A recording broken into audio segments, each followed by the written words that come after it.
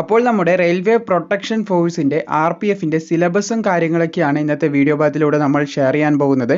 So എങ്ങനെയാണ് ഇതിൻ്റെ എക്സാമിൻ്റെ ഒരു പാറ്റേൺ, എന്തൊക്കെ കാര്യങ്ങളാണ് ഉൾക്കൊള്ളിച്ചിട്ടുള്ളത്, മാർക്കിംഗ് സിസ്റ്റം എങ്ങനെയാണ്, ഇതൊക്കെയാണ് പ്രധാനമായിട്ടും നമ്മൾ ചെക്ക് ചെയ്യുന്നത്.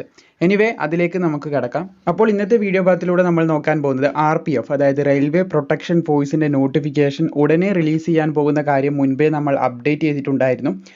നമ്മുടെ റെയിൽവേ തന്നെ ഒരു നോട്ടീസൊക്കെ അതിൻ്റെ മേൽ റിലീസ് ചെയ്ത കാര്യമൊക്കെ അപ്ഡേറ്റ് ചെയ്തിട്ടുണ്ടായിരുന്നു.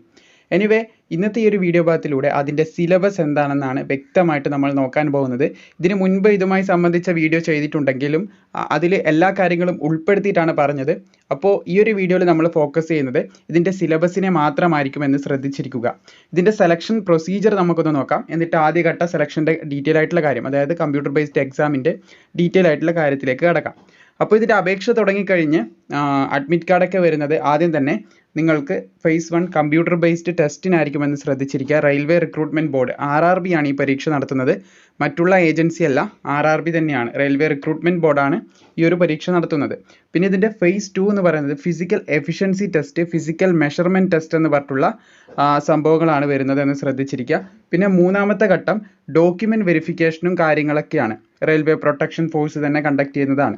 ഈ 3 സ്റ്റേജിലൂടെയാണ് RPF ഉദ്യോഗസ്ഥനെ തിരഞ്ഞെടുക്കുന്നത്. ഇനി നമുക്കിതിൻ്റെ സിലബസിലേക്ക് കിടക്കാം. സിലബസ് നമുക്ക് 7ാമത്തെ പേജിൽ ലഭിക്കും. ഇത് മുൻവർഷത്തെ ഡാറ്റയെ അടിസ്ഥാനപ്പെടുത്തിയിട്ടാണ് നിങ്ങൾക്ക് ഷെയർ ചെയ്യുന്നതെന്ന് ശ്രദ്ധിച്ചിരിക്കുക. ഇവിടെ നിങ്ങൾക്ക് കാണാൻ സാധിക്കുന്നതാണ് ഇതിൻ്റെ സിലബസുമായി ബന്ധപ്പെട്ട കാര്യങ്ങളാണ് ഇവിടെ പറഞ്ഞിട്ടുള്ളത്.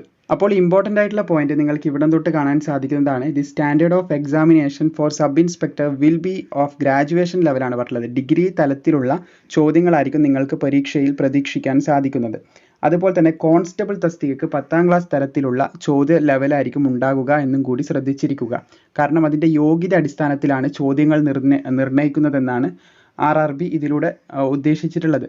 പിന്നെ പ്രത്യേകമായിട്ടും ഇത് മുൻവർഷത്തെ രീതിയിലുള്ള പാറ്റേൺ ആണ്. ഒട്ടുമിക്ക പ്രധാന ചാൻസും ഇതുപോലെ വരാൻ തന്നെയാണ്. പിന്നെ ഇവിടെ പറയുന്നുണ്ട് 35% മാർക്ക് സ്കോർ ചെയ്യണം, അതായത് നെസസറി ടു ഒബ്റ്റെയിൻ 35%, അതുപോലെ തന്നെ 30 മാർക്ക് ബൈ SC ST. പക്ഷേ അത്രയല്ല, അതിൽ കൂടുതൽ തന്നെ നിങ്ങൾ വാങ്ങാനായിട്ട് ശ്രമിക്കണം. കാരണം എങ്കിലേ നമുക്ക് ഷോർട്ട് ലിസ്റ്റിൽ കട്ട് ഓഫിൽ കയറി പിടിക്കാനായിട്ട് സാധിക്കത്തുള്ളൂ. പിന്നെ ഇവിടെ നിങ്ങൾക്ക് കാണാൻ സാധിക്കും detail of time allowed and number of question for CBT shall be decide by the RRB. അതുപോലെ തന്നെ for the purpose of guidance however the following norms can be preferred. അതായത് ഈ ഒരു രീതിയാണ് കഴിഞ്ഞ തവണ RRB ഉപയോഗിച്ചിട്ടുള്ളത്. ഇത്തവണ ഇത് തന്നെയായിരിക്കും. എന്തായാലും നോട്ടിഫിക്കേഷൻ റിലീസ് ചെയ്യും. ഈ ഒരു തരത്തിലെ ചോദ്യം വരുത്തുള്ളൂ, അതായത് ഈ സിലബസ് ആയിരിക്കും ഉണ്ടാവുക. എന്തായാലും അതിലേക്ക് നമുക്ക് കിടക്കാം. ടൈമിൻ്റെയോ അല്ലെങ്കിൽ ക്വസ്റ്റ്യൻ്റെയോ നമ്പറിലോ എന്തെങ്കിലും മാറ്റം അങ്ങോട്ടും ഇങ്ങോട്ടും വരുമോ എന്നുള്ളത് നമുക്ക് നോട്ടിഫിക്കേഷൻ റിലീസ് ചെയ്യുമ്പോൾ പറയാം. എന്തായാലും ക്വസ്റ്റ്യൻസ് ഈ ഭാഗത്തു നിന്ന് തന്നെ ആയിരിക്കുമെന്ന് നമുക്ക് ഉറപ്പിക്കാൻ സാധിക്കുന്നതാണ്. സബ് ഇൻസ്പെക്ടർ തസ്തിക നിങ്ങൾക്ക് കാണാൻ സാധിക്കും 90 മിനിറ്റ് ആണ് അതിന് പരീക്ഷ എഴുതാനായിട്ട് ലഭിക്കുന്നത്. കമ്പ്യൂട്ടർ ബേസ്ഡ് ടെസ്റ്റ് ആയിരിക്കും. SSC ഒക്കെ പോലെ തന്നെ കമ്പ്യൂട്ടർ ബേസ്ഡ് ടെസ്റ്റ് ആണ്. 90 മിനിറ്റ് നൽകപ്പെടും. അതിൽ 120 ചോദ്യങ്ങൾ ഉണ്ടാകുമെന്ന് ശ്രദ്ധിച്ചിരിക്കുക. 50 മാർക്കിൻ്റെ ജനറൽ അവയർനെസ് ഉണ്ടാവും. കണക്കുമായി ബന്ധപ്പെട്ടത് 35 മാർക്കിനുണ്ടാവും.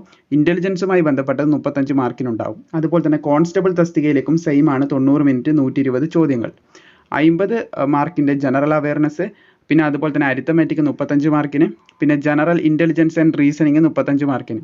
ഈ ഒരു രീതിയിലാണ് ക്വസ്റ്റ്യൻസ് വരിക എന്ന് പറഞ്ഞിട്ടുണ്ട്.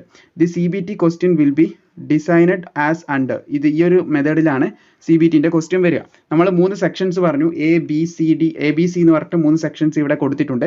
അതിൽ ആദ്യം തന്നെ ജനറൽ അവയർനെസ് എവിടെ നിന്നൊക്കെ ചോദ്യം വരും. Questions will be aimed at testing the candidate general awareness of the environment around him or her and its application to society, to test knowledge of current events and such matter of everyday observation, something like that. അതുപോലെ തന്നെ and experience as many be expected of any education person. അപ്പോൾ ഇതിൽ പറയുന്നത് the test will be also include question Indian ഹിസ്റ്ററിയിൽ നിന്നുണ്ടാവും. Indian history, art, culture, geography, economics, പിന്നെ general polity, Indian constitution, sports, general science. So ഇതിൽ പ്രധാനമായിട്ട് നമ്മുടെ വീക്ഷണ കാര്യങ്ങളൊക്കെ ചോദിക്കുന്നുണ്ട്. നമ്മൾ എങ്ങനെയാണ് സൊസൈറ്റീൻ്റെ കാര്യങ്ങളൊക്കെ വീക്ഷിക്കുന്നത്, പിന്നെ കറണ്ട് ഇവൻറ്റ്സിൽ നമ്മൾ എത്രമാത്രം ആക്റ്റീവായിട്ട് ശ്രദ്ധ കൊടുക്കുന്നുണ്ട്, പിന്നെ ഹിസ്റ്ററി, അവിടെ നിന്നൊക്കെ ചോദ്യം വരുമെന്ന് പറയുന്നുണ്ട്. ഹിസ്റ്ററി, കൾച്ചർ, ആർട്ട് ആൻഡ് കൾച്ചറാണ് ഹിസ്റ്ററിയും, അതുപോലെ തന്നെ ആർട്ട് ആൻഡ് കൾച്ചർ, പിന്നെ ജോഗ്രഫി, എക്കണോമി, ഇതിൽ നിന്നൊക്കെ ചോദ്യം വരുമെന്നുള്ള കാര്യം പറയുന്നുണ്ട്. അപ്പോൾ ഇതാണ് ഇതാണ് ജനറൽ അവയർനെസ്സിന് വരിക.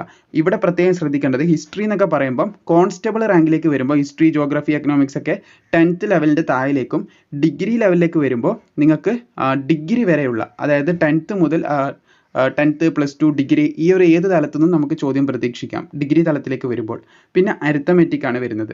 അരിത്തമെറ്റിക്കിൻ്റെ കേസിലേക്ക് വരികയാണെങ്കിൽ ക്വസ്റ്റ്യൻ വരുന്നത് question on number system, whole number, decimal and fraction, അതുപോലെ തന്നെ ഫ്രാക്ഷൻസ് പറയുന്നുണ്ട്, and relationship between numbers, fundamental arithmetical operations, percentages, അതുപോലെ തന്നെ റേഷ്യോ ആൻഡ് പ്രൊപ്പോർഷൻ, ആവറേജ്, അതുപോലെ തന്നെ ഇൻട്രസ്റ്റ്, പ്രോഫിറ്റ് ആൻഡ് ലോസ്, പിന്നെ discount, use of table and graphs, പിന്നെ വരുന്നത് മെൻസുറേഷൻ, അതുപോലെ time and distance, ratio and proportion etcetera. ഇങ്ങനെയുള്ള ചോദ്യങ്ങളായിരിക്കും ഈ തുടങ്ങിയ ചോദ്യങ്ങൾ, ഈ രീതിയിലുള്ള ഈ ഒരു ടൈപ്പിലുള്ള ചോദ്യങ്ങളായിരിക്കും നിങ്ങൾക്കുണ്ടാകുക എന്ന് പറയുന്നുണ്ട്. ഇതാണ് മാത്സിൽ വരുന്ന കണക്ക് ഭാഗത്ത് വരുന്ന ചോദ്യമാണിത്.